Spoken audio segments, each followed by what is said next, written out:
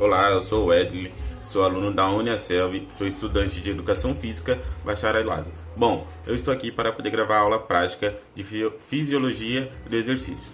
Bom, a gente vai começar com um alongamento, onde você se alonga ali, né? Aumenta a flexibilidade, melhora a mobilidade, reduz a rigidez muscular e vários outros benefícios. Vamos nessa.